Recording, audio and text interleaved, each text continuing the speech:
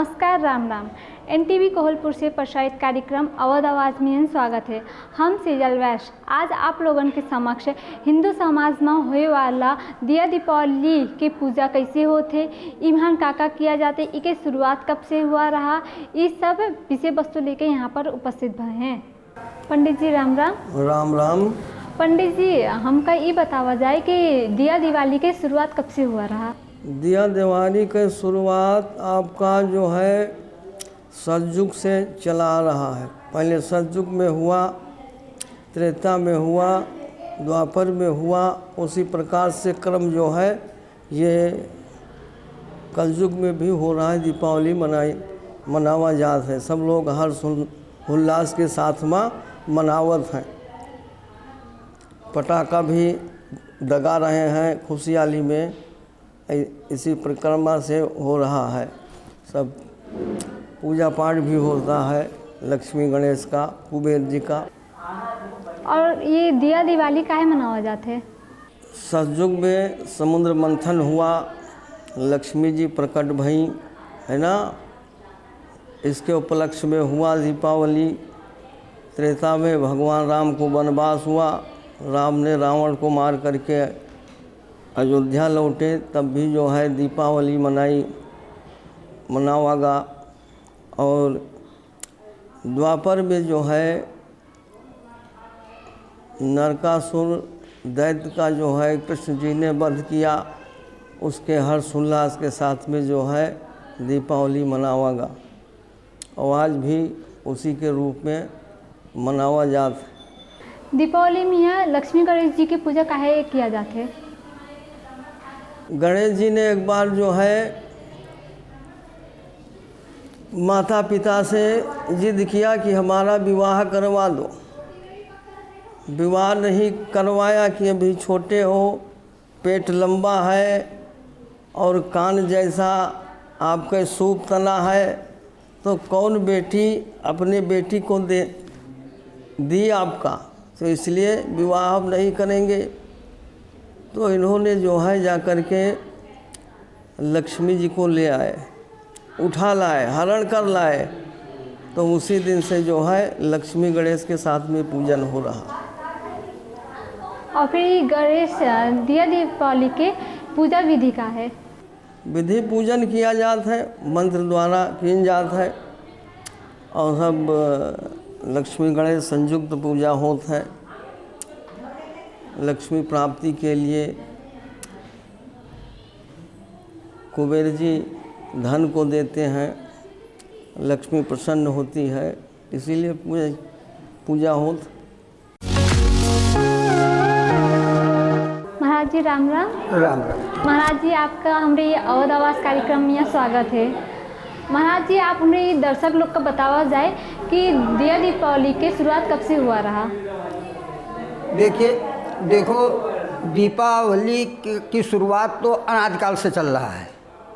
यहाँ तक कि ये सतयुग में भी दीपावली की पूजा हुआ रहा है। देखो सतयुग में एक बार देवराज इंद्र का नाम तो आप लोगों ने सुना ही है। देवराज इंद्र अपनी पत्नी के सहित राज सिंहासन पर बैठे रहें और उनके गुरु बृहस्पति भगवान उनके दरबार में गए,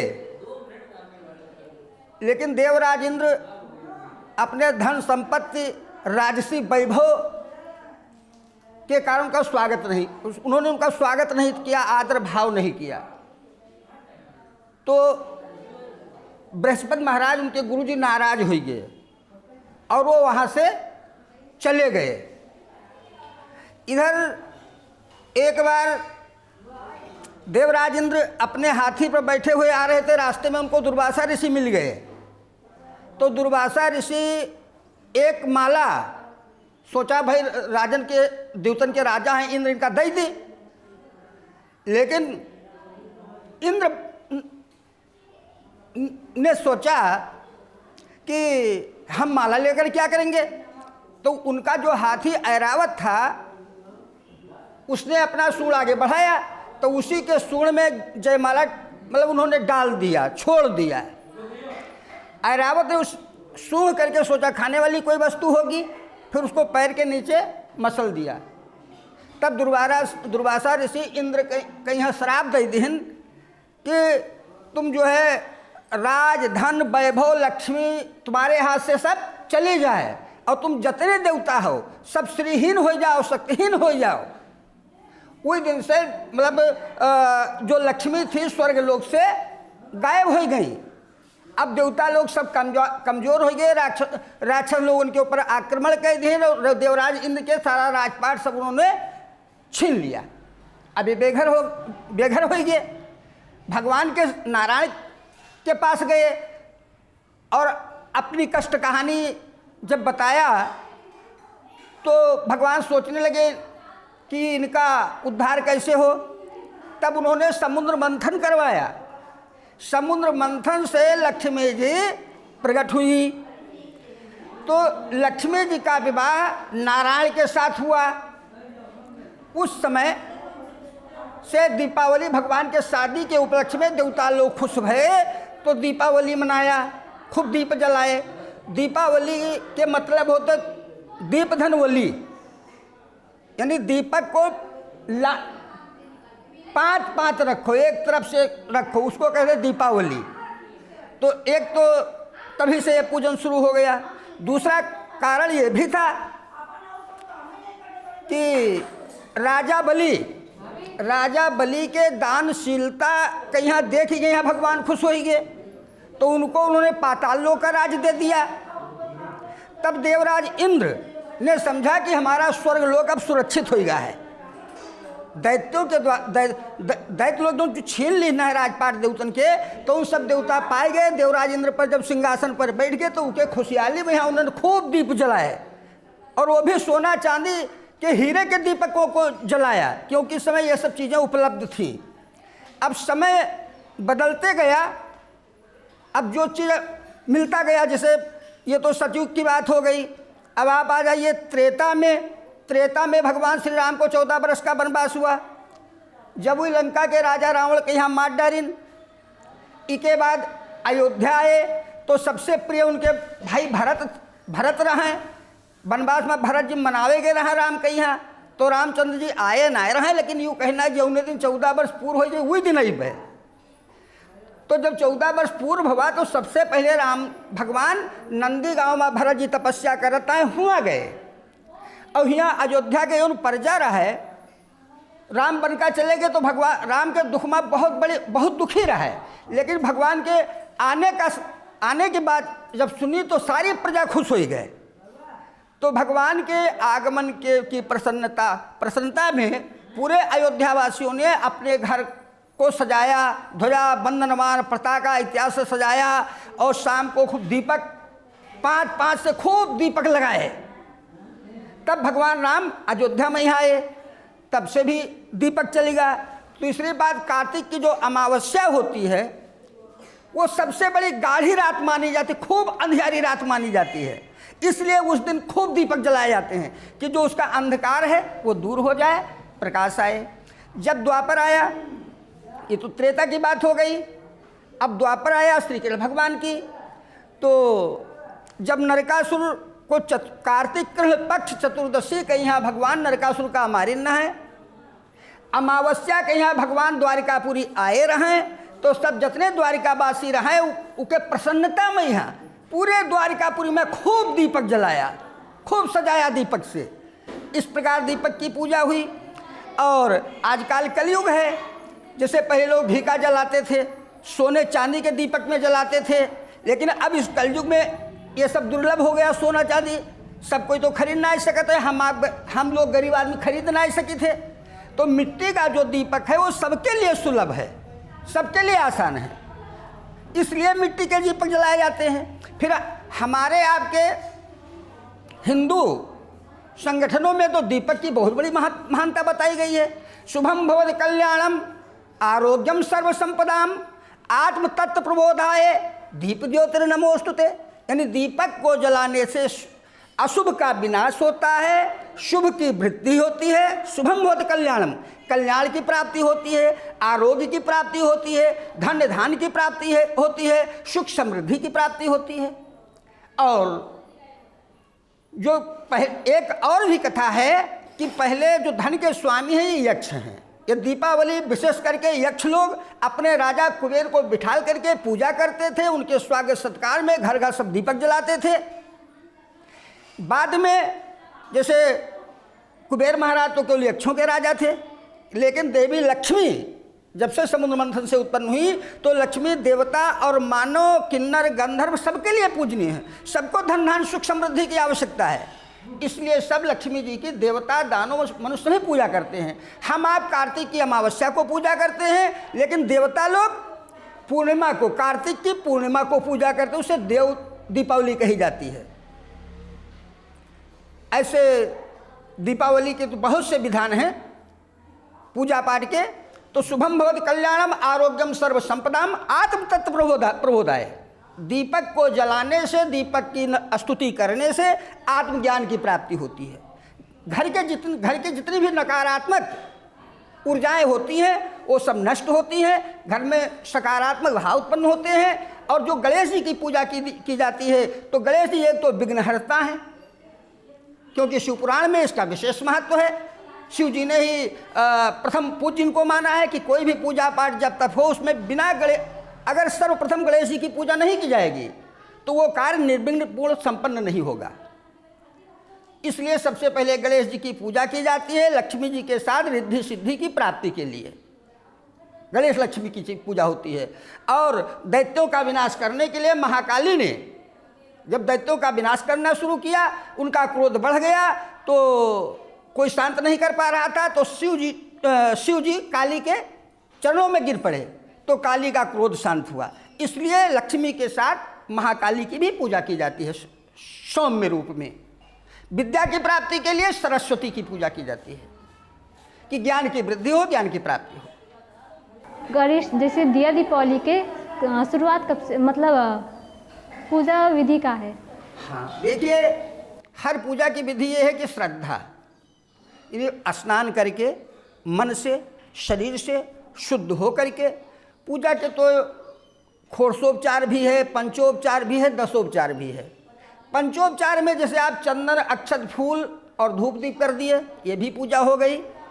दशोपचार में आपने पहले उनको स्नान कराया, फिर पंचामृत स्नान कराया, फिर शुद्ध स्नान कराया, फिर वस्त्र चढ़ाया, फिर चंदन चढ़ाया, फिर अक्षत चढ़ाया, फूल चढ़ाया, भोग लगाया, ये सब होता है। तो 5 उप प्रकार से, 10 उप प्रकार से या 16 प्रकार से जैसी भी व्यवस्था हो सके वैसी पूजा करनी, लेकिन हर पूजा में शुद्धता और श्रद्धा की आवश्यकता होती है। श्रद्धा से भगवान को केवल एक दूर्वा भी चढ़ा दिया जाए तो भी भगवान प्रसन्न हो जाते हैं, और बिना श्रद्धा के चाहे कितनी भी विधि से पूजा किया जाए तब भी सफलता नहीं मिलती, भगवान खुश नहीं होते हैं। तो पूजा में मुख्य है श्रद्धा, प्रेम। और दीपावली को इसीलिए लक्ष्मी जी की पूजा की जाती है, दरवाजे खुले रखे जाते हैं क्योंकि उस दिन लक्ष्मी जी का आगमन होता है। तो जैसे जिस घर में लक्ष्मी जी देखती हैं कि खूब सजाया गया है, सुंदरता है, अच्छा है, उस घर में प्रवेश कर जाती हैं। यदि कहीं कोई गंदा स्थान है, हम आप वहाँ नहीं, हम आप न बैठबे तो देवी देवता कहाँ बैठी हैं। इसलिए सब लोग अपन अपन घर मुहारा दुहारा बहारत हैं, झारत हैं, सफाई करत हैं कि तीमा लक्ष्मी जी आवें और साफ सुथरा देख के हमारे घर में टिक जाएं। इसी आशा से किया भी जाता है, और लक्ष्मी जी आती भी हैं, सबकी कामना भी पूरी करती हैं। अच्छा, हमरे पंडित जी से आप हमरे दर्शक लोग का बतावा जाए कि दीपावली मियाँ दिया के दीपक, मतलब मिट्टी के जो दीपक होते वो काहे जलाए जाते हैं? ऐसा है, अभी तो हम पहले ही बता चुके हैं कि कोई मिट्टी का दीपक जरूरी नहीं, पहले सोने चांदी के दीपक जलाए जाते थे, उस समय उपलब्ध था। लेकिन अब इस युग में ऐसा संभव नहीं है, हम लोगों के पास मिट्टी के ही दीपक हैं। और अभी पहले एक बात और हम भी बोल चुके हैं कि श्रद्धा से कुछ भी भगवान को अर्पण किया जाए, तो मिट्टी का दीपक सुलभ है, इसीलिए मिट्टी के दीपक और तेल हम लोग जलाते हैं। लक्ष्मी गणेश जी के ही पूजा करना काहे शुभ माना जाते हैं? इसलिए क्योंकि गणेश जी विघ्नहर्ता हैं। यदि गणेश जी की पूजा की जाए तो हर प्रकार के जितने विघ्न बाधाएं हैं वो सब दूर हो जाती हैं। बल, विद्या, बुद्धि, भक्ति, शक्ति, धन, धान्य, सुख, समृद्धि की प्राप्ति होती है। ये रिद्धि सिद्धि के दाता हैं। तो रिद्धि सिद्धि की प्राप्ति के लिए, बल विद्या बुद्धि की प्राप्ति के लिए गणेश जी की पूजा की जाती है। और जो लक्ष्मी जी हैं, क्योंकि टका धर्मा टका कर्मा टका ही परमम तपः यस्य गेह टका नास्ति हा टका टक टकाए थे। पैसा से ही पूजा पाठ जब तक कर्म सुख होते हैं, तो जब तक पैसा नहीं होगा कुछ नहीं होगा। इसलिए लक्ष्मी जी की आराधना की जाती है लक्ष्मी की प्राप्ति के लिए, कि लक्ष्मी जी मेरे ऊपर प्रसन्न हो, मेरे घर में धन धान सुख समृद्धि की वृद्धि करें, इसलिए लक्ष्मी की पूजा की जाती है। महाराज जी, जैसे दीपावली में कौन से मंत्र ज़्यादा लाभदायक रहते? देखिए, मंत्र तो बहुत से हैं, लेकिन मुख्य इसमें जो है गणेश मंत्र और कुबेर जी का मंत्र और लक्ष्मी जी का मंत्र है। क्योंकि धन देने वाले भाई, धन के स्वामी जो हैं वो कुबेर जी हैं, वो स्वामी हैं, भंडारी हैं, रखने वाले हैं। और लक्ष्मी तो लक्ष्मी है ही हैं। तो आप साधारण तरीके से आप विस्तृत मंत्र नहीं बोल सकती हैं, तो भी गणेश जी का ओम गंग गणपतये नमः से पूजा कर सकती हैं। वैदिक मंत्र तो बहुत से हैं, सब लोग नहीं बोल सकते हैं, लेकिन ओम गंग गणपतये नमः सब लोग बोल सकते हैं। ओम महालक्ष्मी नमः सब लोग बोल सकते हैं। ओम कुबेराय नमः सब लोग बोल सकते हैं। इसे इन 3 मंत्रों की तो विशेषता है। वैसे तो भाई इस दिन तंत्र मंत्र प्रक्रिया वाले भी तमाम प्रकार के मंत्र तंत्रों को जागृत करते हैं, क्योंकि इस दिन की रात्रि विशेष होती है। महाराज जी, आप हमें दर्शक लोग का बतावा जाए कि दिया दीपावली के पूजा विधि और इसके सामग्री का होते? देखिए, पूजा विधि तो अभी भी हम आपसे बता चुके थे कि जैसे पाद दीर्घ आचमन स्नान का मतलब होता है कि लोटे में पानी होना चाहिए। जल से आप उनको 4 बार हाथ धुलाओ, मुंह धुलाओ, पैर धुलाओ, स्नान कराओ। ये पाद अर्घ आचमन हो गया। फिर पंचामृत से स्नान कराओ। पंचामृत में दूध, दही, घी, चीनी, शहद, ये 5 चीज़ मिला करके पंचामृत बनता है। इससे पंचामृत से स्नान कराओ। इसके बाद फिर उन्हें वस्त्र चढ़ाओ।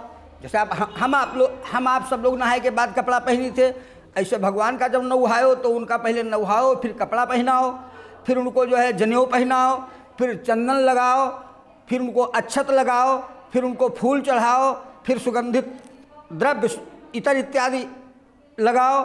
इसके बाद उनका धूप दीप होता है। अब मूर्तियों की धूप आरती क्यों होती है?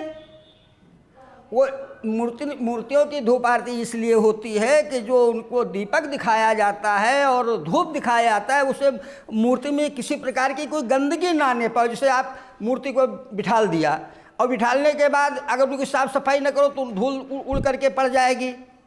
तो ऐसे उनकी सफाई के लिए, उनकी चमक बनी रहे, इसके लिए धूप आरती किया जाता है।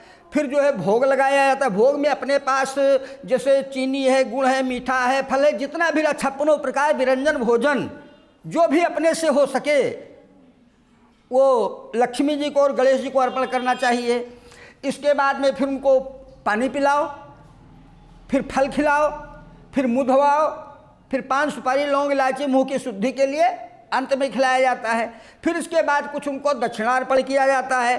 तो मंत्र पढ़ा जाता है न्यूनारिक्त, यानी जो पूजा में किसी चीज़ की कमी रह गई हो या अधिकता हो गई हो, उसकी पूर्ति के लिए हम आपको यथाशक्ति द्रव्य अर्पण कर रहे हैं। इसलिए वो पैसा, क्योंकि पैसे से सारी वस्तुएं मिलती हैं। कोई चीज़ की कमी अगर पूजा में रह गई है तो पैसा चढ़ा देने से मतलब उसकी पूर्ति हो जाती है।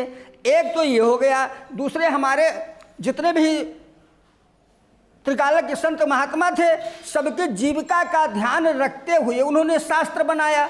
अगर पंडित जी पूजा करने के लिए बुलाए जाते हैं, उसमें अगर देवताओं पर द्रव्य चढ़ाने को नहीं कहते तो कोई चढ़ाता नहीं, तो पंडित जी क्या खा लेते? तो सबके जीविका से मतलब सब जुड़ा हुआ साधन, इसलिए शास्त्र में वही चीज़ें दर्शाई गई हैं। अभी घर की लिपाई पुताई क्यों की जाती है? जैसे कुछ लोग तो ऐसे होते हैं कभी घर नहीं लीपते तो बड़ी गंदगी पैदा हो जाती है। जब घर को लीपा पोता नहीं जाता है, सफाई नहीं होती है, तो उसमें जैसे गंदगी पैदा हो जाती है, उससे अनेक प्रकार के शरीर में बीमारियां पैदा होती हैं, स्वास्थ्य खराब होता है घर में रहने वालों का। जब स्वास्थ्य खराब होगा तो इलाज होगा, जब इलाज होगा तो धन नष्ट होगा, तो गरीबी आएगी। इसीलिए घर की सफाई की जाती है कि साफ़ सुथरा हो जाए, घर में रहने वाले सब स्वच्छ रहें, उनका स्वास्थ्य सही रहे।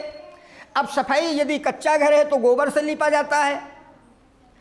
महिषासुर हतो देवी सर्वे भूमि शोणिता, जैसे जब महिषासुर मारा गया था तो उसके खून से जो पृथ्वी थी ये भीग गई थी, अशुद्ध हो गई थी।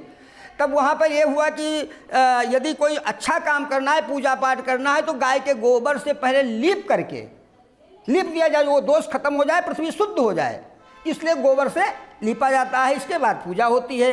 लेकिन यदि कहीं पक्का घर बन गया, वहाँ फर्श लग गया, टाइल लग गया, तो वहाँ पर गोबर से लीपना संभव नहीं है, कोई ज़रूरी भी नहीं है। तब शास्त्र कहता है केवल पानी से धुल दो, तुम्हारे घर की सफाई हो जाएगी। अब जैसे मिट्टी के जो मकान होते थे वो तो मिट्टी से पोता जाता रहा है। अब क्या पक्के दीवार में मिट्टी पोती जाएगी, मकान सही रहेगा? तो वहाँ पर डेंट पेंट की आवश्यकता है। इससे होता है कि अपने 1 साल पर कम से कम घर की अगर लिपाई पुताई हो गई तो जो टूटा फूटा हिस्सा है वो सही हो गया, अपना घर मजबूत हो गया। साल साल पर अगर घर के लिपाई पुताई होता रहता है तो घर मजबूत रहता है, उसकी ज़िंदगी बढ़ जाती है और उसमें रहने वाले भी स्वस्थ रहते हैं। इसलिए लिपाई पुताई ज़रूरी होती है। अच्छा, वंदनवार क्यों लगाए जाते हैं? जैसे हमारे आपके हिंदू शास्त्र में 5 पेड़ों का विशेष महत्व। वैसे तो पेड़ बहुत हैं, लेकिन 5 पेड़ मुख्य हैं। आम का, बरगद का, पीपल का, पकड़िया का और गूलर का। इनसे हम लोगों को ऑक्सीजन मिलता है, शुद्ध वायु मिलती है, जिससे शरीर का रोग नष्ट होता है। इसलिए वो सब पत्ते ला करके अपने घर के चारों तरफ या मेन दरवाजे पर लगाया जाता है कि जो घर की निगेटिव और नकारात्मक ऊर्जा है वो बाहर हो जाए, सकारात्मक ऊर्जा घर को मिले। ये तो वैज्ञानिक चीज़ हो गया। और वैसे फल फूल, बंधनवार, कलश, ये सब मांगलिक भी माना गया है कि घर में प्रवेश करते समय यदि इसको देख लिया जाए तो शुभ होता है। जैसे गृह प्रवेश होता है तो कलश रखे कोई भी शुभ काम होता है। और हर पूजा में कलश रखा क्यों जाता है? वो इसलिए रखा जाता है क्योंकि जब समुद्र मंथन के समय धन्वंतरी पैदा हुए थे तो हाथ में कलश लेकर पैदा हुए थे। कलशस्य मुखे विष्णु, कंठे रुद्र समाश्रिता, मूले तत्र स्थितो ब्रह्मा, मध्ये मात गणा स्मृता, कुक्षौ तु सागरा, सप्तदीपा वसुंधरा, ऋग्वेदो अथ यजुर्वेदो, सामवेदो अथर्वणा, अंगैः कलशं तु समाश्रिता, अत्र गायत्री सावित्री, शांति पुष्टि करिष्ठा, आयान्तु यजमानस्य दुरित क्षय कारका। इसका मतलब ये हुआ कि कलशस्थ मुखे विष्णु, कलश के मुख पर विष्णु भगवान का वास होता है, कंठ पर शिव जी का वास होता है। कलशस्थ मुखे विष्णु, कंठे रुद्र समाश्रिता, मूले तत्र स्थितो ब्रह्मा, कलश के मूल भाग में ब्रह्मा जी का वास होता है। और जितने तीर्थ हैं, नदी हैं, वेद हैं, शास्त्र हैं, पुराण हैं, ये सब के सब कलश के अंदर विराजमान होते हैं। इसलिए मात्र एक कलश की पूजा करने मात्र से ही सारे देवी देवताओं की पूजा हो जाती है। इसीलिए हर पूजा के यज्ञ के समाप्ति के बाद उस कलश का जल सबके ऊपर मंत्र बोल करके छिड़का जाता है। गणाधिपोक्षसी धरा सुतो बुद्धो गुरो भार्गव सूर्य नंदरा राहुष्ट केतु परम नवग्रह कुर्वन्त वा पूर्ण मनोरथम सदा। यानी मंत्र बोला जाता है कि जितने देवता हैं सब जजमान का मंगल करें, कल्याण करें। और वो जल मंगलकारी होता है। घर में छिड़कने से घर की शुद्धि होती है और घर में अन्न धन वस्त्र धन धान सुख समृद्धि की प्राप्ति होती है। इसीलिए कलश का हर पूजा में कलश का पूजन होता है। और दूसरी बात, जो चौक पूरा जाता है, चौक पूर करके उसमें नवग्रहों की पूजा होती है। जैसे मान लिया अभी हम किसी अधिकारी के पास जाते हैं, मेन गेट पर जो चपरासी खड़ा है, यदि उसको नहीं मिलाओगे तब तक वो अंदर नहीं जाने देगा। तो जब कोई डायरेक्ट भगवान की पूजा करता है तो नीचे रहने वाले देवता ये नाराज होते, उसमें विघ्न पैदा करते हैं। इसलिए सबसे पहले जो भाई गणेश की पूजा, गौरी की पूजा, नवग्रह की पूजा, कलश की पूजा करने के बाद प्रधान देवता की पूजा की जाती है, ताकि जिससे ये लोग भी हमारे ऊपर खुश रहें। ये न समझे कि केवल भगवान को ही मानते, हमको नहीं मानते हैं। इसलिए इन सभी देवताओं की पूजा करने के बाद फिर जो भी प्रधान देवता है, भाई लक्ष्मी जी की पूजा में लक्ष्मी जी का, शिव पूजा में शिव जी का, विष्णु पूजा में विष्णु का, देवी पूजा में देवी का, प्रधान देवता का पूजन अंत में होता है। पंडित जी, आप अपने अनमोल समय दे के हमारे दर्शक लोग किया दीपावली के शुरू से लेके अंत तक के समय दिया हुआ, पूजा विधि बता हुआ, इसके लिए बहुत बहुत धन्यवाद। हमको भी इस कार्यक्रम के उपलक्ष्य में कुछ बोलने का अवसर आप लोगों ने दिया, इसके लिए हमारे तरफ से भी आप सभी लोगों को धन्यवाद। ओम द्योः शांतिरंतरिक्षं शांत पृथ्वी शांतिरापः शांतिरोषधया शांति वनस्पतयः शांति विश्वे देवा शांति ब्रह्म शांति सर्वगं शांति सामा शांतरेधि। कल्याणमस्तु। दर्शकबिन, आज के कार्यक्रम में यहाँ हम आप लोगन के समक्ष दिया दीपावली काहे मनावल जाते है, इनकी पूजा विधि का है, इस सब पंडित जी से बातचीत करके आप लोग का बतावा गवा। अगले कार्यक्रम में हम फिर से कोनो नवा विषय वस्तु लेके यहाँ पर उपस्थित हुए। तब तक के लिए हम सेजल वैश्य अपने पूरे टीम के साथ यहाँ से विदा लेते हैं। नमस्कार।